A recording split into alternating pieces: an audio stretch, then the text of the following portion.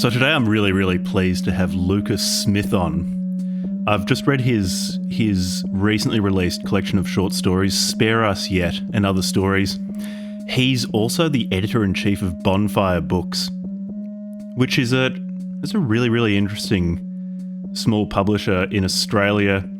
Published Caleb Cordell's works. People who've listened to this show a fair bit will probably be familiar with Caleb. If they're not, highly recommend checking out Hardly Working. And he's got a number of other books too with Bonfire. And Bonfire's also got a book by Jack Norman coming out, another short story collection, which I'm looking forward to. Anyway, thanks for coming on, Lucas. No worries. Thanks for having me. So, Spare Us Yet is published by Wise Blood Books. I initially just kind of assumed it was published by Bonfire, but it's not. It's by Wise Blood. It's short story collection. Was 15, 16 short stories, I think, and they tend to be written quite naturalistically, and faith, the Christian faith, is very prominent in them, even when it's not the center of the story. It's very much felt. And there's a lot of variation in time and place in these stories, which I really liked. There's even a post-societal collapse story, Yeah. Matthew of Ours, where people are worshipping telephone poles, trying to summon electricity. It's sort of a return to paganism after the collapse of society. There's one from the perspective of an angel in an undeconsecrated altar, or a stickler for particular rites who just won't leave this particular altar that's been put in a storage unit. Mm-hmm. Then there are a number of I think of them as tentpole stories with recurring characters, mostly about the COVID lockdowns, which I try my best not to remember. Yeah. So there's a lot of ground covered here. So when did you start writing these? Did you do this all at once, or has this been a long-term project? No, I definitely did not do it all at once. The first story was written in 2010 from memory. Oh, right. And the latest one last year, when I handed in the manuscript in, September or whatever. So yeah, it's been, I guess, about 14 years on and off and I've, of course, done other things in between, but yeah, it's been a long time coming. I'm a pretty slow writer at the best of times. And I do have a little bit of a competition that I've announced, that if you can tell me on Substack, if you can tell me which story was first and which was written last, then I'll send you a free book. So if anyone is listening wants to have a go at that, see what you think. Yeah, and I'll put a link to Lucas's Substack in the show notes if listeners are interested. Shout out to whoever edited these, whether that was you or an external editor, because they feel of a unified writing style. It doesn't feel like someone who has developed over a decade and just hasn't touched anything up and everything's a bit disjointed. They very much feel cohesive. Yeah, that's really good to know. So yeah, actually, it's funny you say that, because this was gone over very closely by an editor. Her name is Katie Carl, and she's published a few books through Wise Blood as well. And she, I was lucky enough to be awarded what they call the Wise Blood Residency, which is actually a very cool program where they put you up in a cabin or somewhere, sort of wherever you are, like sort of close enough to home to not break the budget, but far enough away that you're not distracted, and for 10 days. So, and then you work with an editor across those 10 days with an hour call every day, writing and editing. So the manuscript was really, it was largely done, but really, really enhanced by going through that process. And I did that out in a tiny little town called Bullara out in Gippsland, which some people may know. But it's quite a cool program that they do.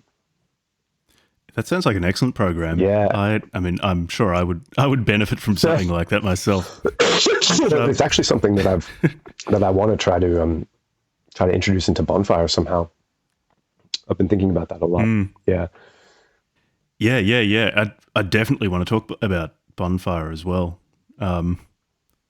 And also just give people listening an idea of what sort of work you're looking for if they feel like submitting when you have submissions open again. Yeah. Have you tried writing longer works that are less realistic than the ones written in, or the ones published in Spare Us Yet? Or is this quite representative of your style and what you like to do? Yeah, this is pretty representative of what I've done. I also write poetry, and I have tried to write longer things. I think the longest that I've managed is about 20,000 words or something. I'm not a novelist really as of yet. I'd like to give it a try. I'd like to write a big COVID novel, actually, a big sort of panoramic COVID novel in the style of Steinbeck or something like that at some point. But yeah, that's yeah. What would the great Steinbeckian COVID novel look like? Yeah. So yeah, I mean, please do. Yeah. Please do that. That's on my. There are so many different directions that could go in. Yeah. So, but no, as of now, yeah, I'm basically a short story writer and a poet and essays as well, essays and reviews, things like that. Yeah. So one thing that's really striking about Spare Us Yet is that faith is the background of really the whole book. Like I said earlier, even when it's not very much front and center as an object of, say, conversation between various people in these stories, many people in the stories are part of the church. But even when it's not front and center like that, its presence is felt. It's just everywhere.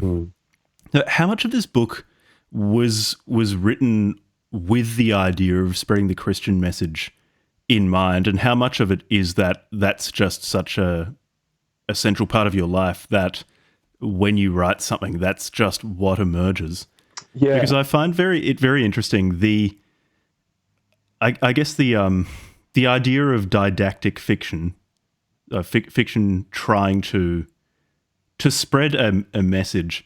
And just the question of to what extent is it even possible to write non-didactic fiction? Because if you don't have some sort of metaphysics in mind, if you don't have some sort of moral system in mind, even if it's completely unconscious, I just feel like a piece of writing be completely incoherent. Like you need some connective tissue in there.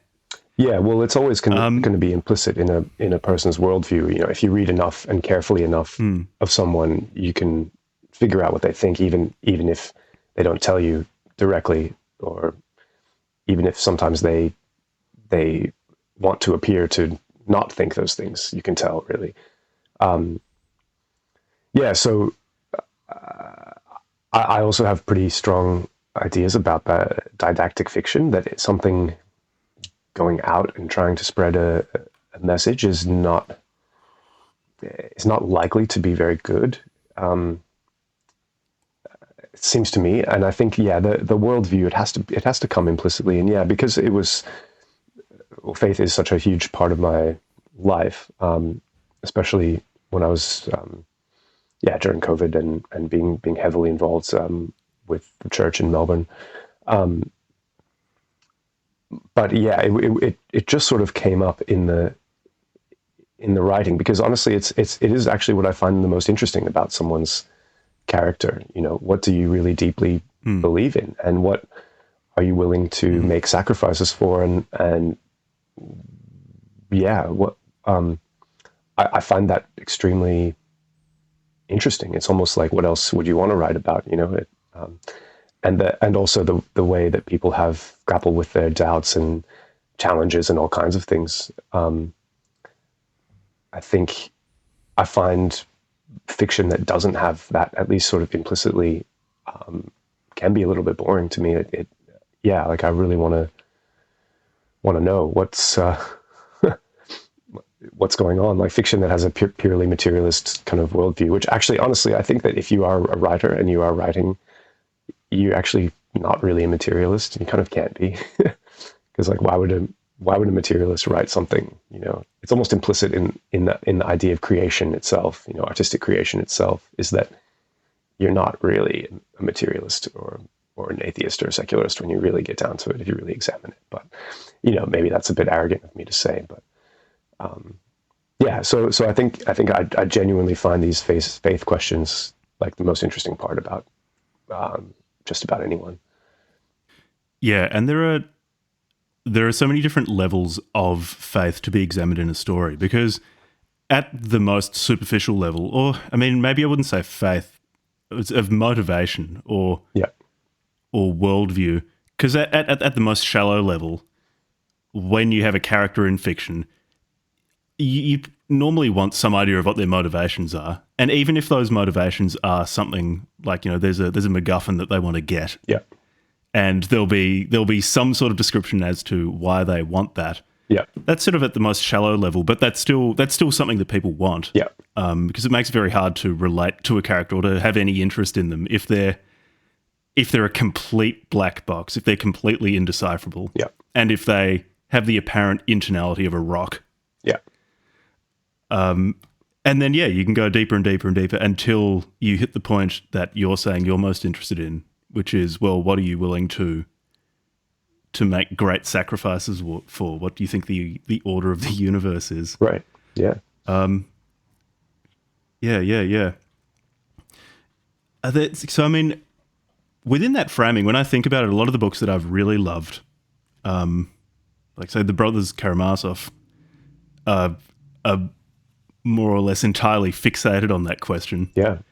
I mean, I get Dostoevsky was deeply, deeply religious, so it makes sense that he was so interested in that.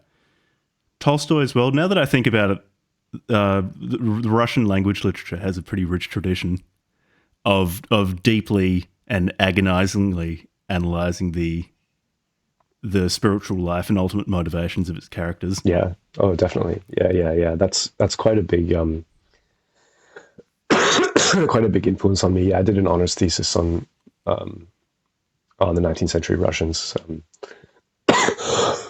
Oh, really? Excuse me. Yeah, primarily actually Gogol and Dostoevsky and Lermontov.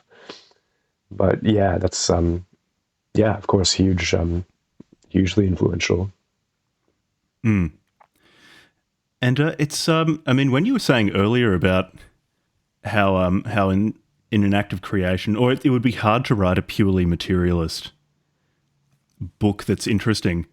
And I wonder, because drawing or pushing materialism to its limit, I feel like could be a really interesting conceit for a novel. I'm sure it's been tried. I'm sure it's been done. Forcing particular, forcing particular characters to really confront why, particularly just their ethics. Yeah. Because maybe I'm unimaginative, but I often struggle with the idea of what do you do with ethics if there's not some moral order to the universe. Yeah. Yeah. Which is, I mean, it's sort of a 15-year-old who's discovered Nietzsche kind of thing to think about, but yeah, it does remain relevant no matter how adolescent it might sound. Yeah, absolutely. Have you considered writing from the perspective of an avowed materialist and just seeing where that goes and pushing it?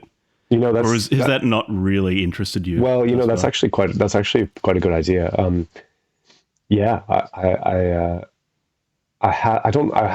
I wouldn't say I've done that consciously, but that is quite an interesting idea. And I think it can be done quite well. I think actually someone like even the early books of, say, someone like Tao Lin approach that. I think where I'm not sure if that's his intention, honestly, but I think, and I know that he's changed his mind about plenty of things over the years, but reading those early books, I'm thinking of Taipei in particular, is I found that to be like, that book kind of sucked me into almost not a depressive episode, but it was like, wow, this the worldview implicit in this is very, very dark, like a prison, like a materialist prison, right? So I think something like that. I think it has been tried, and I think it's interesting. Yeah, I think that's a very interesting idea. I would like to give that a go at some point. So I think Incel by ARX Hahn definitely presents a deeply materialist worldview. Yeah. On behalf of the character, right? The protagonist of the novel. I guess this probably wasn't Hahn's intention. In that book, I still feel the author's particular, moral structure shining through, because you get the impression constantly that the main character Anon is not happy. His particular way of viewing the world is not healthy or good, but you're never really told why. Right. It's why I think someone like Dostoevsky is, at least to my mind, one of the most interesting writers of purely materialistic or secular viewpoints, because he both has his own quite concrete and quite explicit beliefs, but he also writes atheist characters with a great deal of sympathy and maybe even empathy, because they're never caricatures and they always feel real and compelling. And are often set right next to someone who really isn't a materialist. Yeah, definitely. Anyway, that's I kind of hope you give the materialist novel a shot. But we'll see where that goes. One thing that does come up a lot too in this book is COVID, and this ties again into faith. There's one scene in the book that I was quite struck by. There's a recurring character, Nathan, and he during COVID has been unwilling to wear a mask, particularly to church. And there's Father O'Riordan in that church. He tells Nathan to wear a mask, and in doing so, at one point, says to Nathan that he has this duty to render unto Caesar. And Nathan points at his face and replies, "Is this made in the image of Caesar?" Right. And I was wondering how you think through, or how you navigate the demands of rendering unto Caesar, but also rendering unto God, and where how you distinguish between those things, so serving worldly authorities and spiritual authorities, because that tension is just all through Spare Us Yet. And you don't offer sort of black and white easy answers. Many of them are unresolved, and these threads to continue thinking on. That's a great question. I think I consciously made that choice in the book. I think my answers in real life are actually much more black and white than perhaps are presented in the book. But I deliberately left that, I think, more open in the book. In terms of making decisions, it's you just don't know, man. You just have to know, like, something feels wrong, and you have to go with your conscience, and like, you just have to. I don't know any other way to say it. And I think you can develop your conscience hopefully through prayer and things like that. I mean, but ultimately, like, it's just, you either you have it or you don't.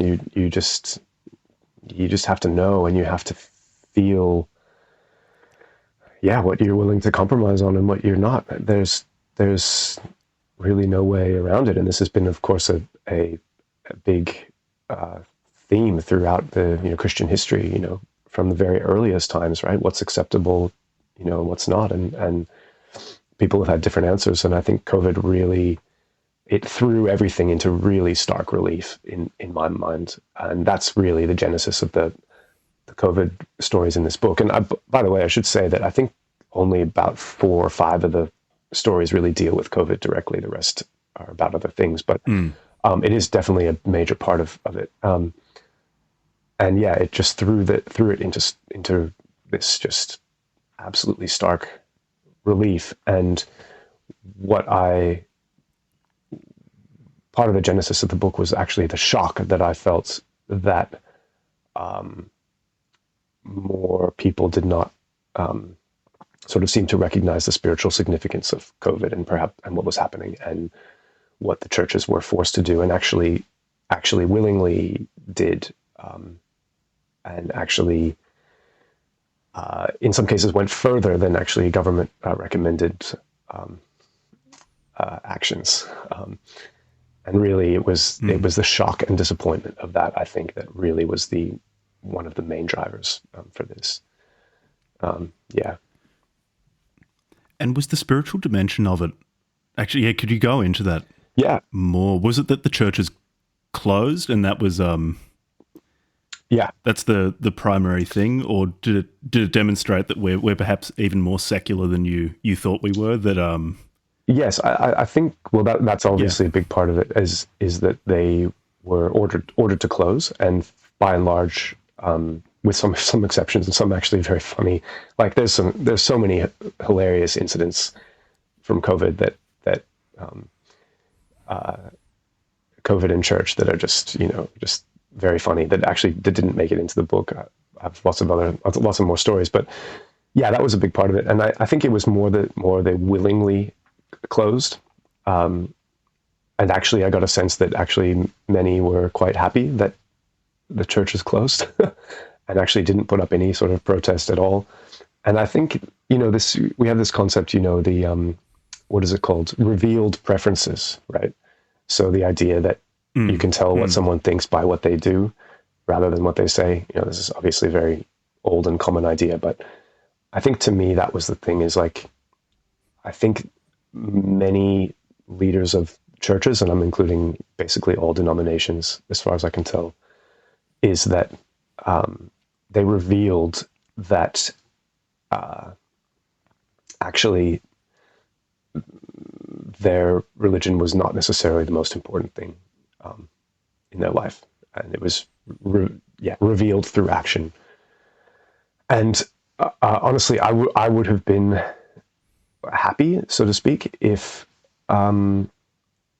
they had followed all of the government advice, but said and made it very clear that this is not something that we do happily, and it's something that we do under protest, and we want the government to know that we're willing to follow the directions at this point, but we need to see clear evidence that this is worthwhile, et cetera, and like that just didn't happen as far as I could tell, with some exceptions, and some very funny exceptions. Anyway, so that was the main thing, I think, for me. It was quite disappointing, and also the fear. And I think it really revealed that many Christians really are not really so different to other people, as much as they sometimes say they are. And the fear that drove these decisions, I think, was actually really unchristian. Like it should just not be a way of making decisions. And I think even in the book I mentioned, there was an Anglo-Catholic church in England in the late 19th century that there was a typhus epidemic, and there's a plaque in this church that's still there, and it says something along the lines of because of the typhus epidemic, that's when we started having daily services here, because it was so important to have daily opportunities for communion with God. And to me, that's just it was the exact opposite mindset during COVID, and arguably for something much, in the end, less severe than typhus. So,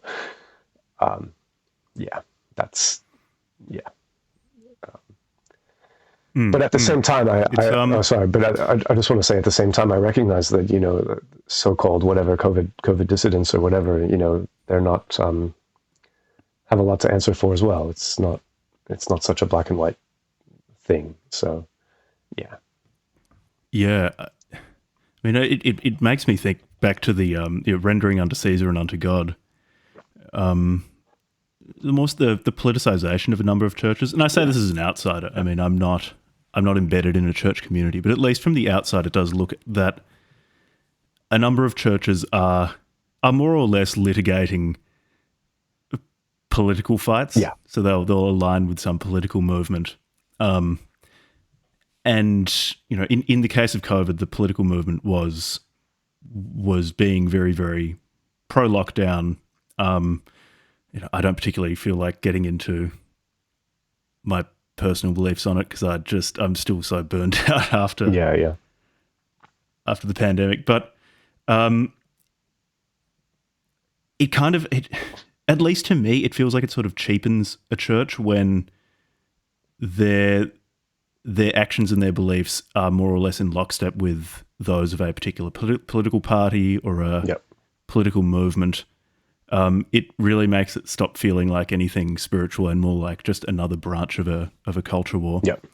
And it's when the rendering unto Caesar becomes less of a compromise and more something that they're actively very, very interested in doing it's sort of hard to see why people would end up going to church if it's just exactly the same as what you get in the rest of your life. But you have to get up and go there instead of staying at home. Yeah, well, that's right. It's it's really quite sad to see. I think, and yeah, they've done themselves a disservice in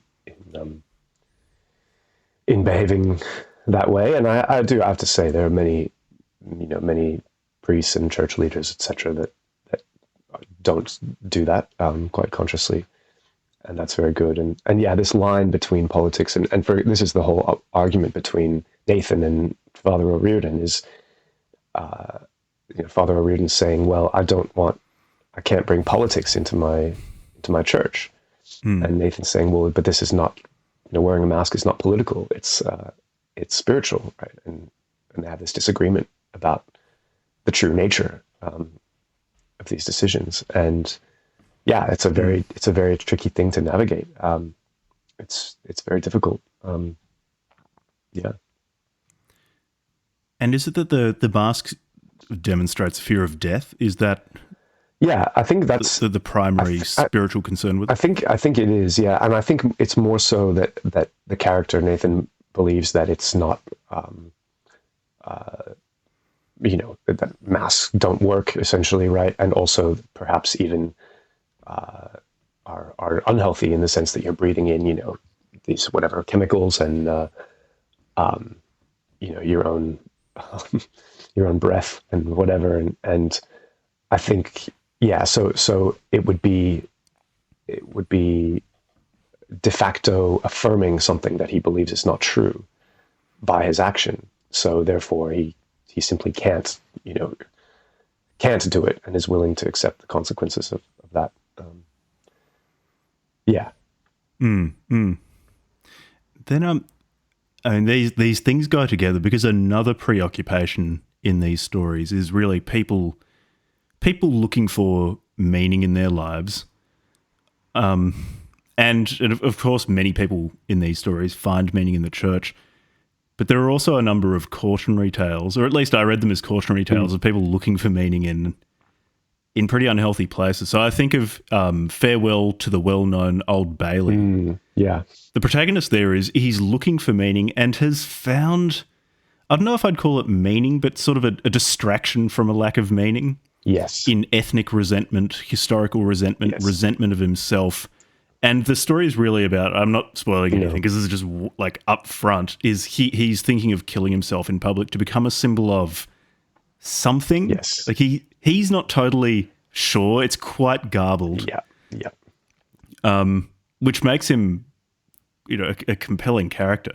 But it does make me think of, so what you were saying about just certain people or certain Christians, or just everyone, almost loving lockdowns. Could it be that it's just another desire for meaning, so fighting for a common cause, solidarity? I really felt that. Yeah. The presence of an out-group to be resented. Yep. I really felt that. Do you think that was at work? Oh yeah, absolutely. And I think in Melbourne especially, and I don't know how many of your listeners come from Melbourne or are familiar with it, but especially in this movie, it was the third or fourth lockdown or something like that. I really felt this like sense of relief not for me personally, but the sense of this whole city was like, good, we're back in jail. Like this, we deserve this. This is what we need. You know, this like very strong sense of like, give us more punishment. I really felt that in Melbourne, that a lot of people were actually and would actually interpret rules in the harshest possible way. You know, rather than the opposite, rather than like kind of see what they could get away with, they would be like, they would do the opposite. So yeah, I really felt like that. a health bureaucracy penitent order. Exactly. Yeah, it literally, I think, was like that for many people, and I think they, what were you saying? Meaning. There was definitely a lot of meaning there for a lot of people. And I also felt as though the lockdown and the whole COVID thing, it really just amplified the way that the society and the culture had been going anyway, in terms of social isolation and things like that, and digital tech stuff and all of that. Like there's no way of, like, for example, there couldn't, if you read something like Daniel Defoe, like Diary of a Plague Year, when the plague hit London in the 1660s or whatever. They couldn't do lockdowns. There's no way. Lockdowns are completely a product of the level of technology that we currently have. There's no way around it, right? So, but yeah, I definitely felt that there was people found meaning. People found a lot of meaning in lockdown. They also found a lot of meaning in telling other people off about what to do and what not to do, which is a favorite Melbourne pastime. In contrast to many other parts of Australia, actually, but yeah, Melbourne in particular is very big on that. Yeah, it's quite a moralistic city, or particular parts of it, especially the parts around universities. I think are intensely moralistic. Yeah. They just don't consider themselves moralistic because they're quite self-consciously anti-Christian, which I think many there have implicitly or explicitly decided is just like, that is what morality is. Yeah. And because they're not that, therefore they're not scolds, or highly moralistic scolds, but I don't quite accept that. No. Yeah, I strongly disagree with that. Yeah. Yeah, it's a funny phenomenon because well, again, this isn't spare us yet. It's where the experience of being Christian in a secular society comes up a lot, and particularly the that strange phenomenon of okay, so suppose tomorrow I began telling people that I've started really enjoying Stoicism or Aristotelianism, Buddhism, neo-paganism, and so on. I think most people would be either ambivalent or just politely ambivalent, maybe. Right. Yeah. That's like, oh, good for you. That's nice. Yeah. But if I came up to them and said, I've been reading the Bible and you wouldn't believe what I found in there. Yeah. Said that I was going to get baptized or something like that. I feel like a number of people, the average response would actually be discomfort or hostility, depending on how self-consciously modern a part of Melbourne I currently was in. Yep.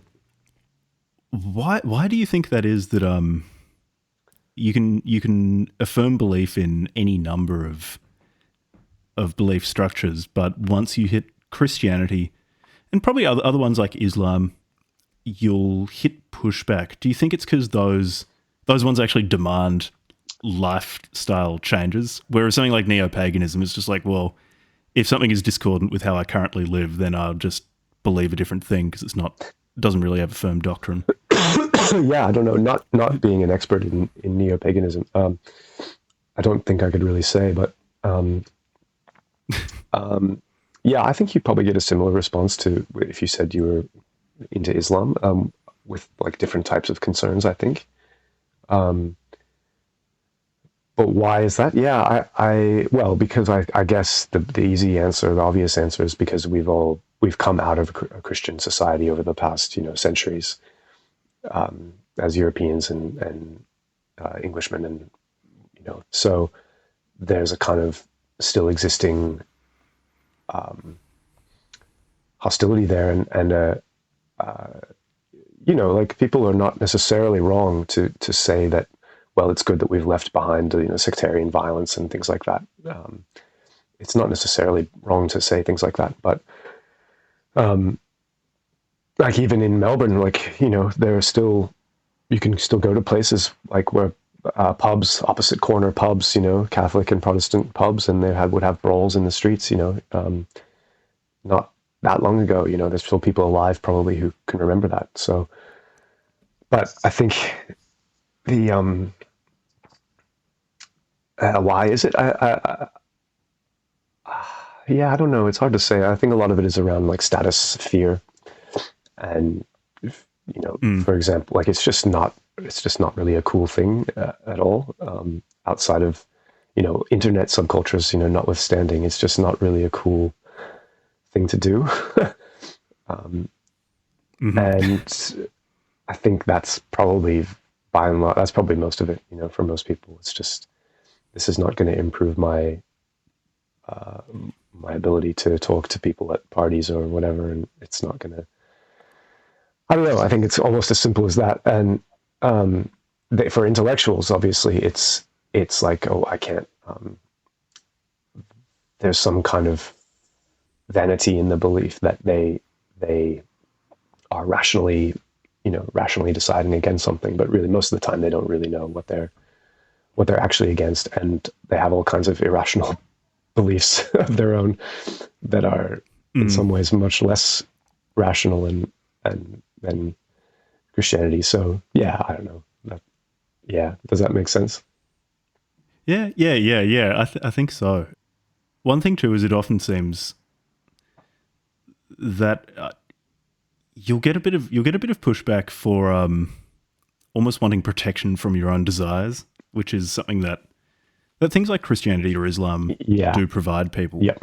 And in Spare Us Yet, like there are just a bunch of stories where people's unchecked desires end up hurting them. Yeah. In their pursuit of novel experiences and so on. Hurt themselves or hurt other people. Yeah. Oh yeah. And I do find there is, maybe it's, I sort of have a knee-jerk reaction when people ascribe to capitalism some, I wouldn't say necessarily a social ill, but just some oddity of experience. But I do think it might have something to do with it. Yeah. How it's denying the satisfaction of some fleeting desire, some consumption desire, is often regarded as kind of abnormal. Yeah. Like if you're not interested in casual sex, or you're not necessarily interested in consuming capital C content, I should say, other than this podcast. Of course. But at the only acceptable rate, audiovisual thing in existence, this podcast. Yeah. Precisely. Yeah. But it's regulating those sort of desires. It sometimes just feels that people take that as an affront if you don't indulge in the same desires as them, even if you don't phrase it in any sort of judgmental way, or that decision has nothing to do with them. Right.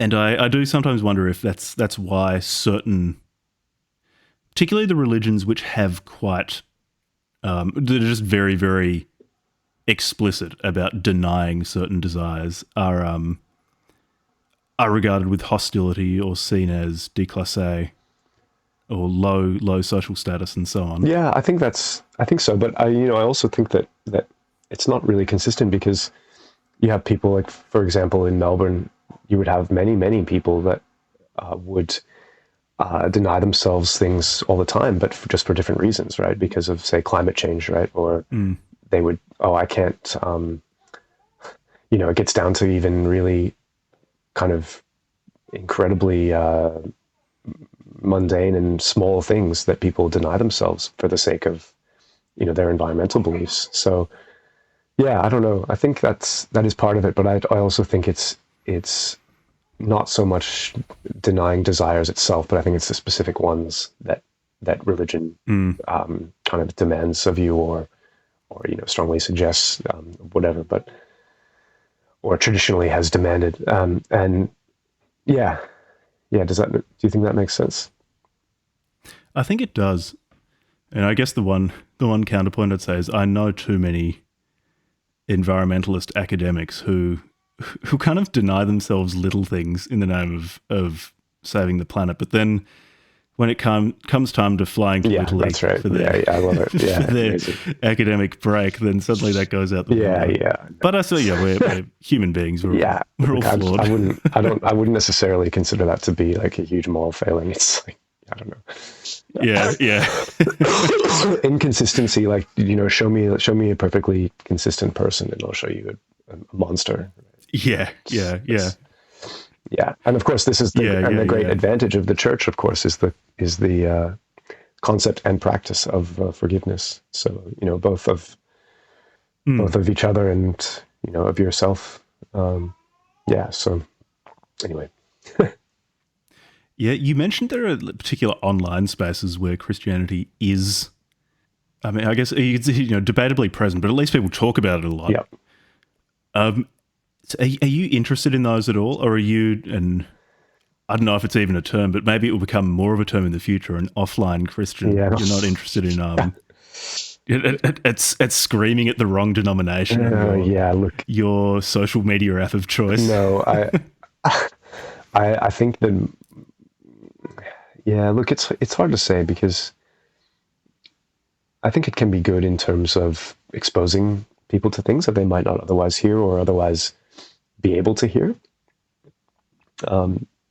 If you're, and even if you're a kid growing up in a house that has radically different beliefs, and you can come across Christianity online, and you don't have to tell anyone else about it. That's not necessarily a bad thing, but I think it really gets toxic when people start arguing about denominational differences and these very, very, these are meaningful and important things, and they have real implications and real consequences. But there's something just extremely unedifying about most of the online discourse about this kind of thing, I find, and I don't participate in it myself, and I find it mostly toxic in terms of, and I think it can replace. Sometimes can replace real practice. Like, for example, there was actually a really good article recently by someone you probably don't know because you wouldn't follow this world, but a traditionalist Catholic. He ran a blog called 1 Peter 5, and it was very much a reaction to Pope Francis, and was very detailed in its criticisms of Pope Francis. Almost sometimes on like a daily basis, where he would write, can you believe that he said this and he did this and blah blah blah. And it was extremely popular for quite some time. But recently I was never really I'm not saying that I agree or disagree with anything that he said, but he did write something very interesting recently, a long piece about how writing the blog essentially destroyed his personal life and almost destroyed his marriage and family life. And he would be at family parties and be on his phone, showing people, oh, can you believe what the Pope said today, or what, and it's like, this is just not a healthy way to behave. And now that's an extreme example, and he has, thankfully recognized that in himself and has taken, action to course correct, but. It is really toxic, I think, to get involved in these kinds of online debates.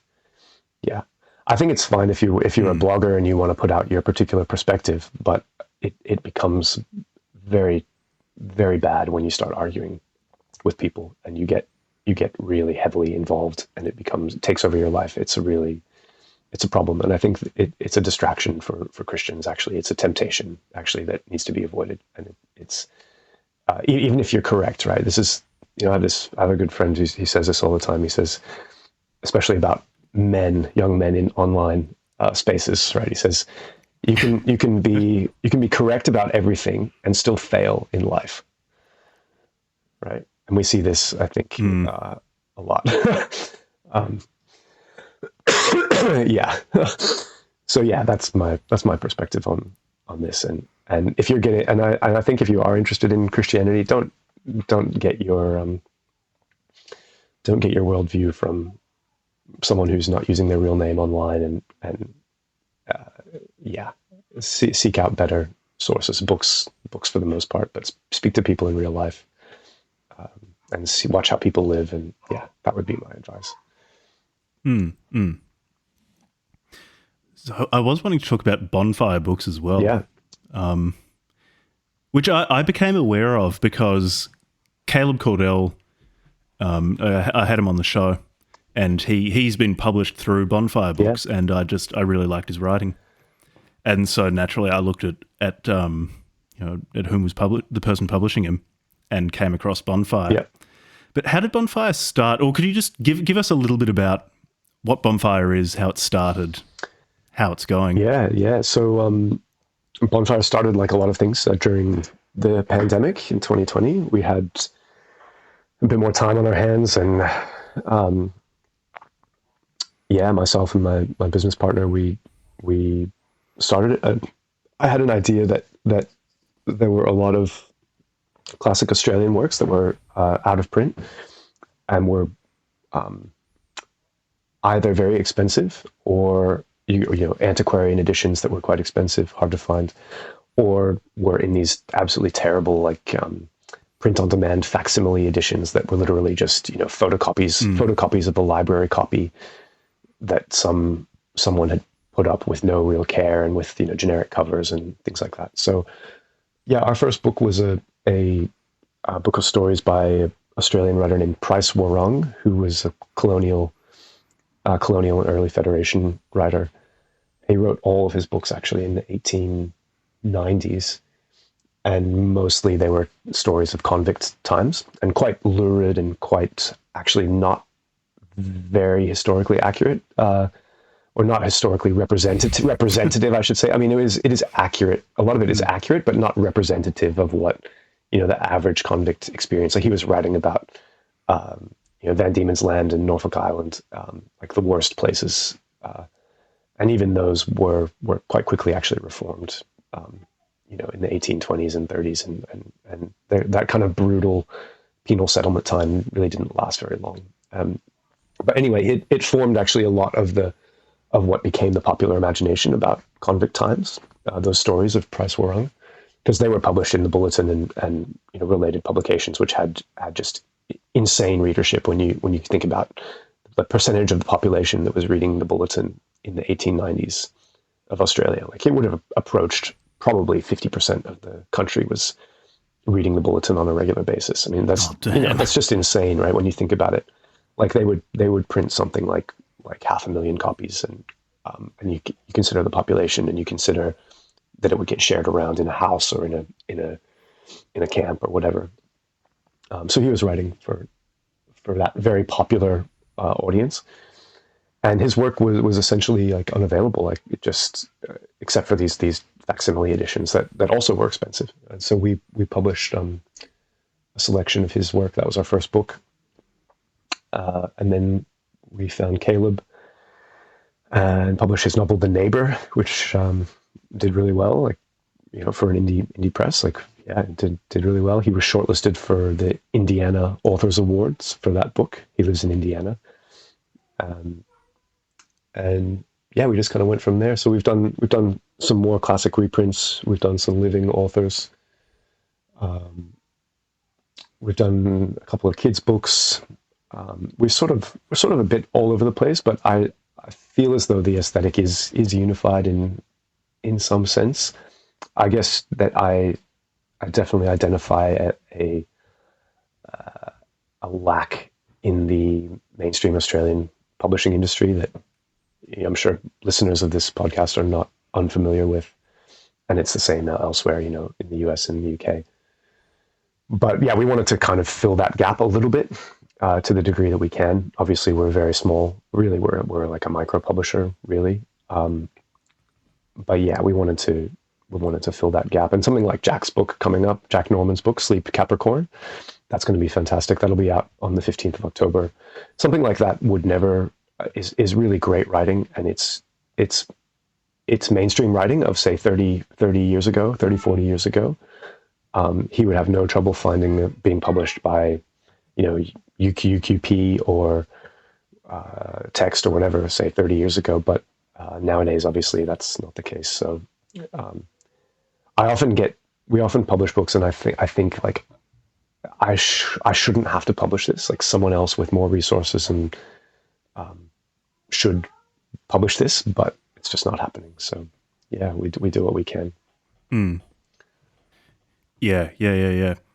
And it's one really nice thing about a press the size of Bonfire is that you're extremely hands-on and can get a book out and published very, very quickly.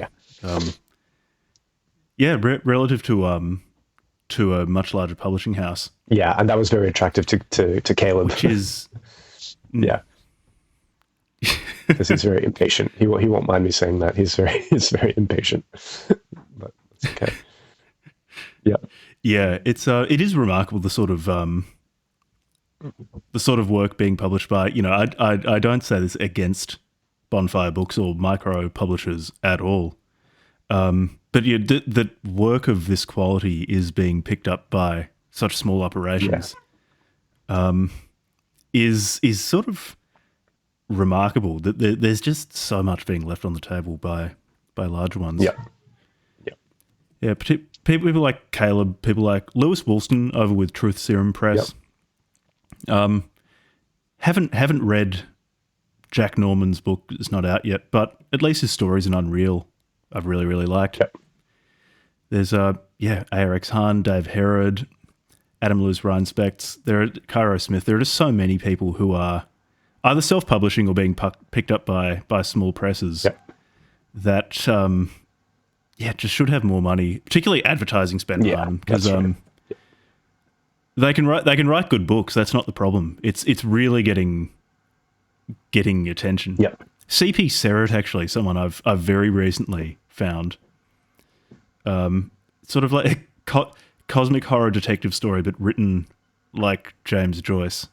There's some truly bizarre, truly fascinating stuff out there. What was that name again? Sorry. But I say this very much. Sorry. What was that name? CP Serrett. Okay. How do you spell it? Is that SERRAT? SERRETT. Okay. Yeah.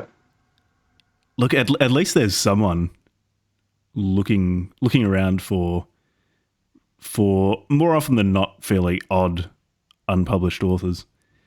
Even if those someones tend to be like a handful of people emailing each other and using Amazon or Ingram to deliver books. Yeah, that's right. It's but is what is it that you think small presses are offering an author at the moment that say self-publishing on KDP or Amazon KDP wouldn't? Because I at least find the small press publishing quite attractive. But what to your mind is the real benefit of it? Well, yeah, that's a good question. It is editing I think just having and you can have your friends read your book, and you can even hire a lot of self-publishers. They hire editors and things like that, and I think that's good. But yeah, I think what a small press offers, it does offer that sense of distance in that, and it does give it, I guess, some kind of legitimacy. Although obviously, I think that's changing, and I don't have the kind of prejudice against self-publishing that I might have once had, and I think it's definitely changing. But I think a lot of authors, they've written the book, they don't want to deal with cover and layout and all of that stuff, and so a small press really can make a difference. And also with editing, if a small press is putting it out, they're going to be much more invested in the editing process than, say, like a friend who's going to find typos and whatnot. Like, they're going to be much more invested in it as a product. So I think that's a big benefit. I think also just like if you're self-publishing, you're kind of on your own, like just even having a community, even just one other person to talk to, about the book, I think can be really, really attractive. But certainly, like, self-publishing is definitely right for some people. It's definitely, people are really doing well, and I would have to say, like, I think something like Bonfire, we if you want to self-publish and you love being online and you have a lot of energy for posting and whatever, like, I think that can be great, because this is the key thing for all small presses, is publicity. It's like, how do you get out there without spending money? And even the big publishers don't really know how to do this anymore. A lot of big books, as we all know, have flopped. Most books don't sell out their advance. Most books lose money for publishers. So they don't even know, right? They don't really know. They can get you onto a shelf in a bookshop. They can get you into a bookseller and publisher magazine catalog or whatever, but it doesn't necessarily mean anything. So, yeah. And I think also just the idea of having someone who shares your vision, I think, can be quite powerful for an author. Just have a small press who just gets it, just gets the book and understands why you wrote it and why you, the whole aesthetics of the project.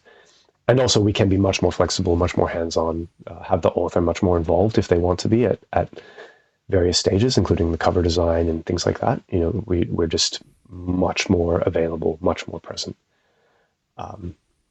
So yeah, I think those are the main advantages. I would say, like, if you are highly motivated and have a lot of energy, and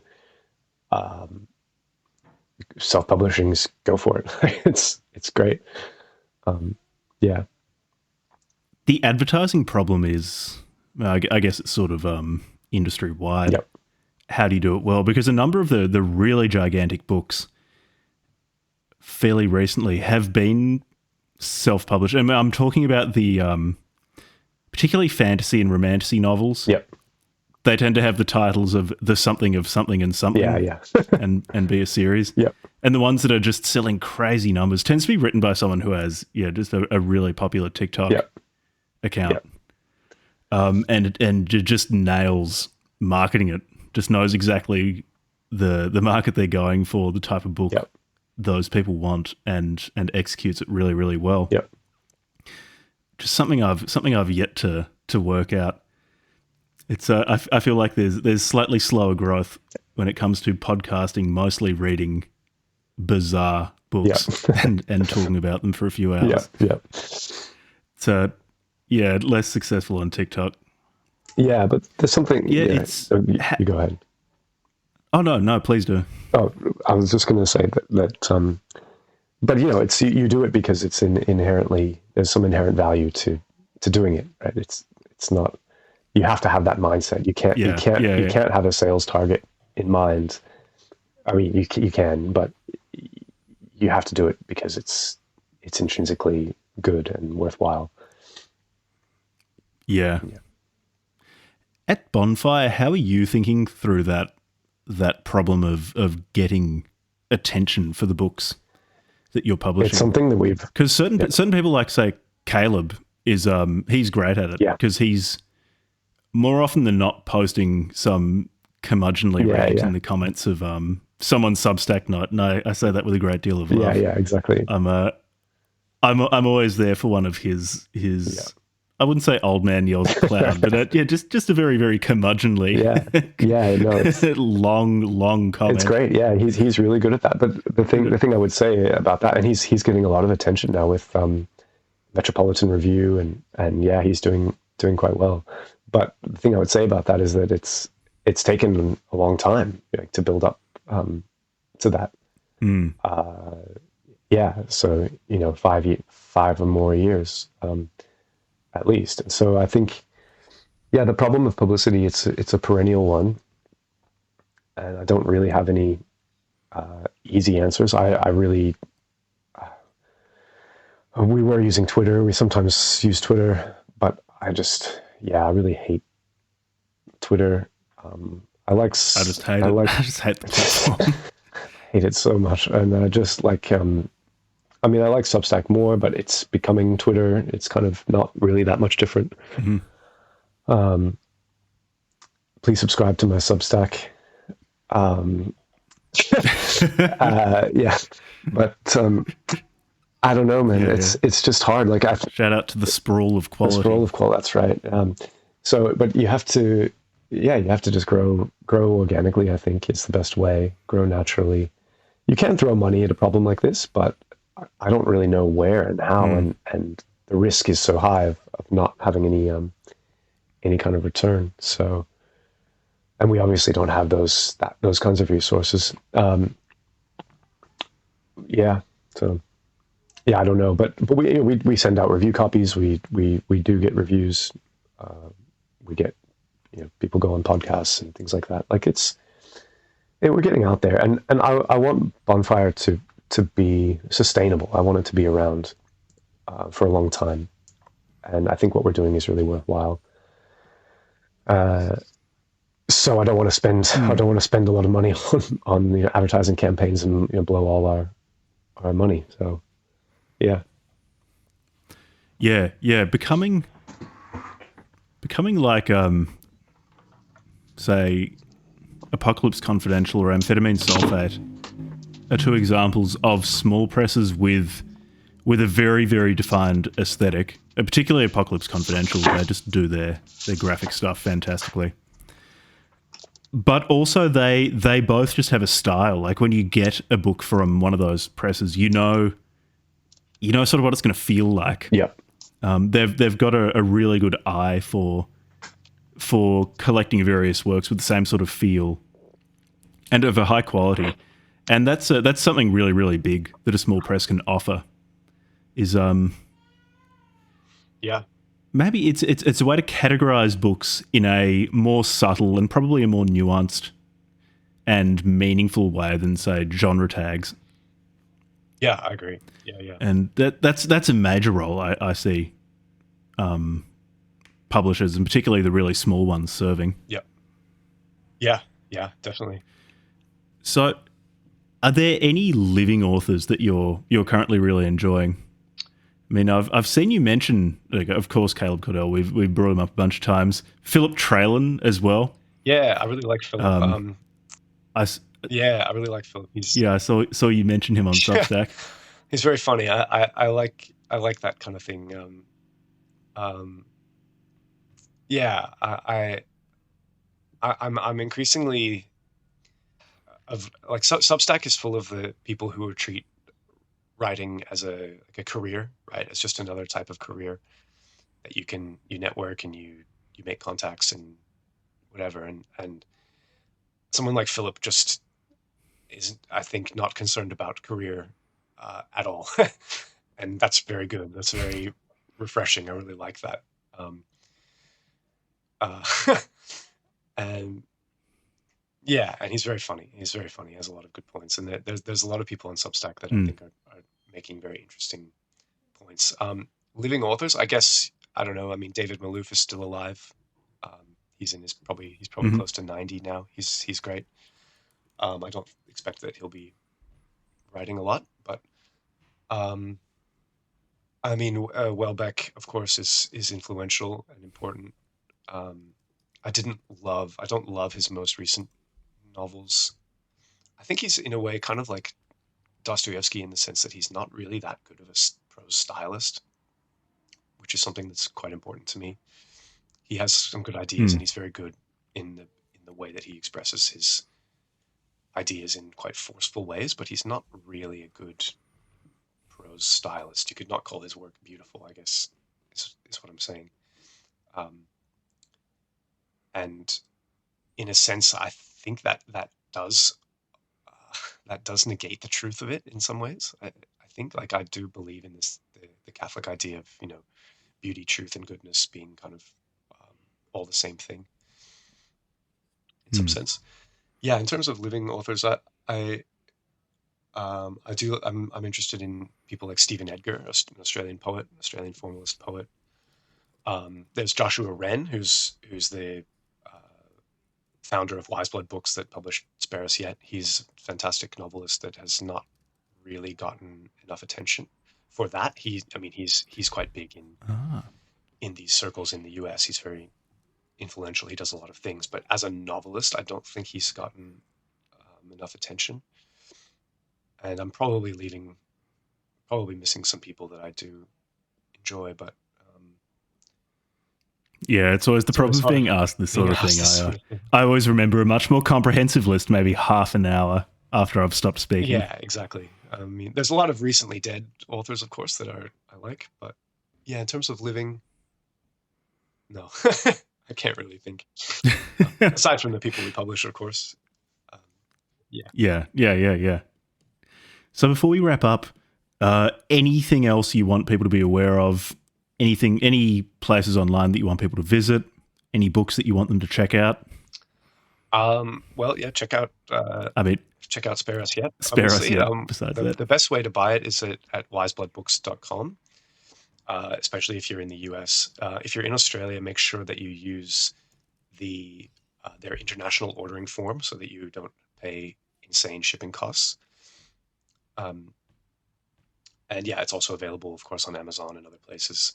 Even I saw, funny enough, it's even listed on Walmart.com. I have no idea oh, how nice. or why, which I find kind of funny.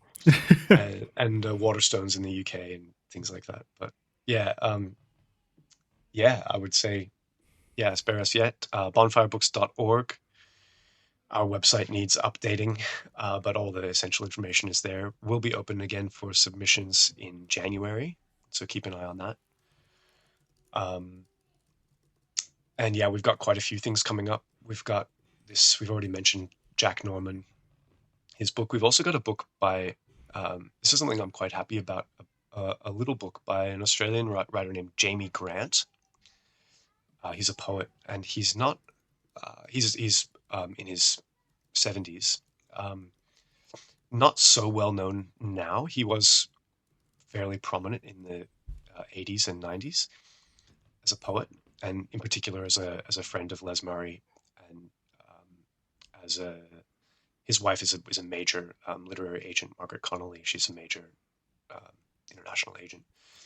And anyway, he's writing a memoir slash critical assessment of the life and work of Christopher Koch, who is still, I believe, Australia's best-selling literary novelist, who wrote The Year of Living Dangerously, that was made into the Mel Gibson film. And it's really good. It's really funny. It's really you get a lot of insight into the proclivities of writers, and even especially successful ones, where, like, for example, Christopher is upset by one line in a review that compares him to, like, John le Carré, or like an airport thriller. He considers this, his career is over, and he considers this to be a knife job, right? Calls it a knife job, and he gets his friend Jamie to write a letter to the editor of the Australian, denouncing this reviewer, and of course the letter never gets sent, and he tells him, yeah, he said, well, I just told him that not every letter to the editor achieves publication. But he shows it to him, and it's just this very funny insight into the quite, like, fussy lives of genius writers. And it's honestly, it's quite an important Australian historical document as well. Christopher Koch does not get as much attention as he deserves. He died in 2013, and writers tend to lose attention right immediately after they die, and then it kind of slowly builds back up. But for various reasons that we all know about, he was conservative and religious to a degree, and publicly, like, attacked the likes of Richard Flanagan and what you might call proto woke culture and that kind of thing. So he's not remembered as much as he should be. And so, yeah, we're very proud. We're going to be very proud to publish that. And that's actually the first in a new series that we're doing. It's called the Bonfire Monograph series. So short books, say between 50 and 100 pages, just on a single topic. And we really do invite pitches and submissions for that. So yeah, I'm really, really pleased with that. We've also got a new poetry book coming from Clarence Cadell that's really, really good. It's about the breakup of his marriage, in very formal verse. And then we have also Ryan Duffern's art book coming, which is, Ryan is a fine artist based in Brisbane. He's extremely talented. Actually, based in Sydney. Sorry, he's from Brisbane. Extremely talented, and we've used his work on the cover of Jack Norman's book. That image of the hand. Is that where it's from? Yeah. So Ryan, that's a huge, actually a very big painting. That's like a 2-meter painting that Ryan did. And he's doing very well. He's represented by 2 different commercial galleries. He's doing very well for himself, and he very kindly allows us to use his work. And that painting is just absolutely magnificent when you see it in person. It's even bigger than it is on the cover. And yeah, we're very, very pleased to use that. And so we're publishing an art coffee table book of Ryan's, featuring a lot of his other, like most of the work that he's done up to this point. So yeah, we're very, very pleased with that. Branching out a little bit into the art world. Yeah. I don't know. I don't really have much else. Yeah, nice. That I want to show. That was a lot. That was a lot. Yeah, yeah. Well, yeah. Yeah, I do have a lot. But I wouldn't sound so defeated after you've just said that many projects that you're currently working on. I'm doing an event as well with the Benedict XVI Institute on the 30th of July in Australia. That's an online event. People can look that up if they're interested. So thanks so much for coming on. Thanks for having me. For those listening, check out Spare Us Yet if any of this that we've talked about this episode sounded interesting to you. The link to Wiseblood Books, where it's preferable to get Spare Us Yet, will be in the show notes. As will links to Lucas's Substack, Bonfire Books' website and Substack, and so on. So thanks for coming on. No worries. Thanks for having me. And for everyone listening, see you next time. See ya.